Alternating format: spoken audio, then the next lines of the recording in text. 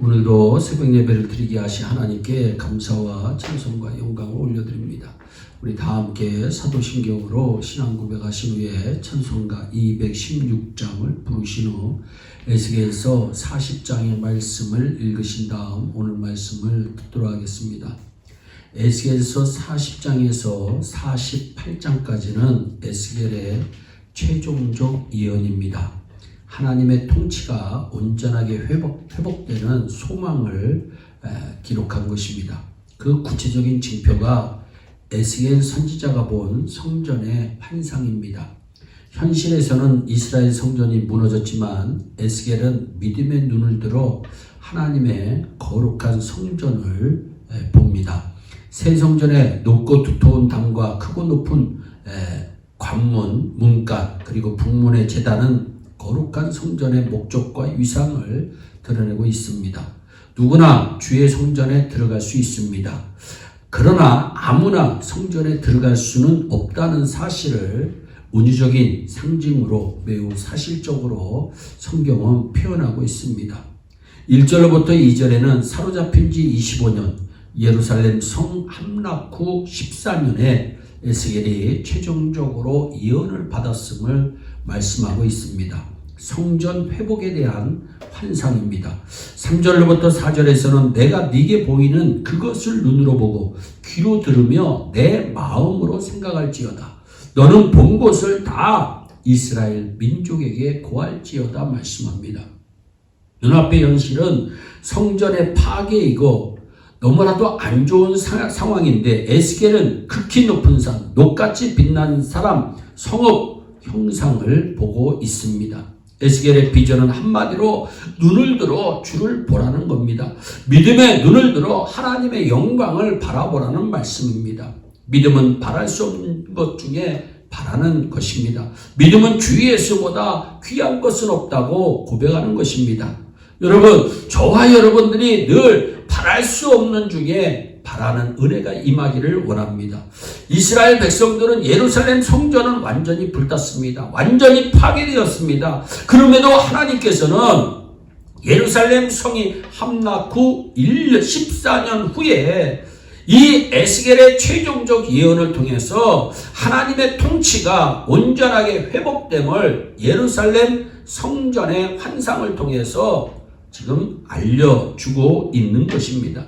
먼저 성전의 담 두께에 대해서 5절에 말씀합니다. 5절입니다. 내가 먼저 지팍과 사면으로 담이 있더라. 그 사람이 손에 청량하는 장대를 잡았는데 그 장이 팔꿈치에서 손가락에 이르고 이 한 손바닥 넓이가 더한 자로 6촉이라. 그 담을 청량하니 두께가 한 장대요 고도 한 장대며 두꺼운 담의 두께는 뚫리거나 무너지지 않는 성전 대신 예수님의 강건함, 예수님의 견고함을 우리에게 은유적으로 표현하고 있습니다. 그리고 이어서 6절로 16절에서는 외부에서 내부로 들어가는 문간, 영어로 게이트입니다에 대한 매우 구체적인 묘사가 나옵니다. 요즘 말로 관문입니다. 여러분, 타국에서 미국으로 들어올 때 출입국 심사가 얼마나 까다롭습니까? 마치 정말 출입국 사무소처럼 천국의 관문을 묘사하고 있습니다. 그런데 통과하기가 매우 어렵고 까다롭다고 성경은 증가합니다. 우리는 너무 쉽게 생각합니다. 그런데 성경은 통과하기가 매우 어렵고 까다로움을 우리에게 말씀합니다. 계시록 21장에서는 천국에 합당한 자만 그 문을 통과해서 들어가리라 분명히 우리에게 말씀합니다.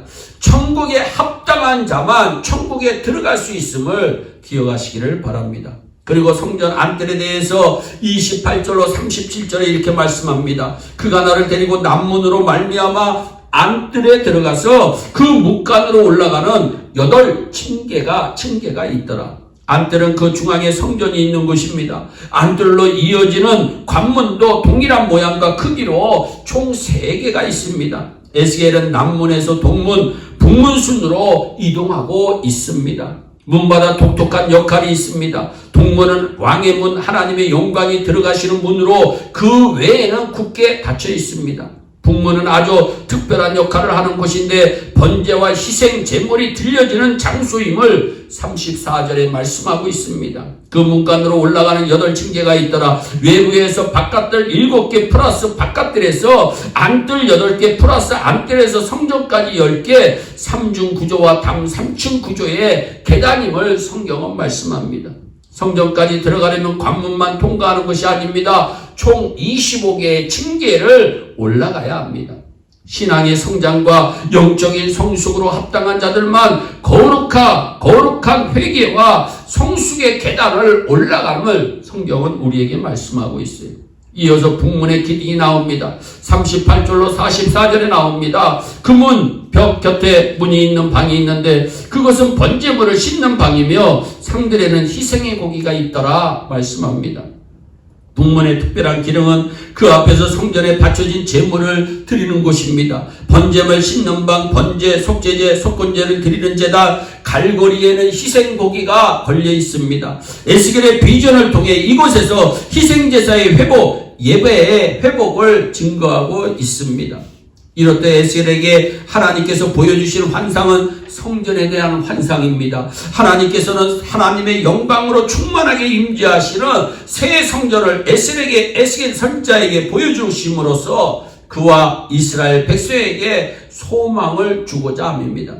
이스라엘 민족을 다른 민족들과 구별짓는 요소는 하나님의 임재하심입니다. 여러분, 예루살렘 성전은 이스라엘 백성이 제사를 드리는 장소이기 전에 하나님의 임재의 장소입니다. 당신의 거룩한 이름을 두시려고 구별하신 장소입니다. 이것이 이스라엘 되게 하시는 하나님의 능력입니다. 그러므로 하나님의 영광이 떠날 때 이스라엘은 더 이상 이스라엘이 될 수가 없습니다. 성전 묘사에는 바깥들에 난 3개의 문, 바깥들, 안뜰로 향하는 문, 희생 제사를 준비하는 방들, 제사장의 방들, 안뜰들이 나옵니다. 여러 가지, 여기서 한 가지 주목할 것은 외벽의 두께와 높이인데 정말 각 3.1m 정도로 두꺼웠고 성소로 들어가는 입구와 벽도 아까 말씀드렸듯이 상당히 두꺼웠습니다.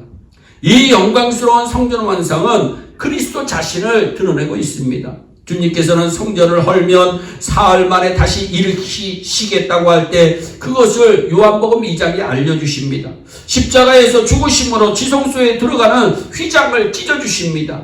모든 죄인들이 그리스도를 믿고 의지함으로 하나님의 지성소에 들어가 정말 속죄소의 담대에 이르도록 은혜의 길을 우리 주님께서 열어주셨습니다. 그러므로 신약의 성도는 아무도 들어갈 수 없도록 그 두꺼운 벽으로 막아놓은 성전벽을 통과하여 지성소까지 나아가는 은혜를 누리게 되니 감사뿐입니다. 이 특권을 알고도 주님의 보좌 앞에 나아가지 않는 것은 얼마나 안타깝고 부끄러운 일입니까? 우리의 소망은 오직 살아계신 우리 구주 예수 그리스도의 심을 믿으시기를 바랍니다. 저와 여러분들이 소망 되신 예수님 의지하시면서 하나님의 성전이 우리 안에 있다고 주님 분명히 말씀하셨으니 그 성전에 하나님의 임재하심이 충만함으로 말미암아 어디를 가든지 예수 안에서 형통하는 복된 하루가 되시기를 예수님의 이름으로 축원합니다. 기도하겠습니다. 사랑의 하나님 참 감사합니다.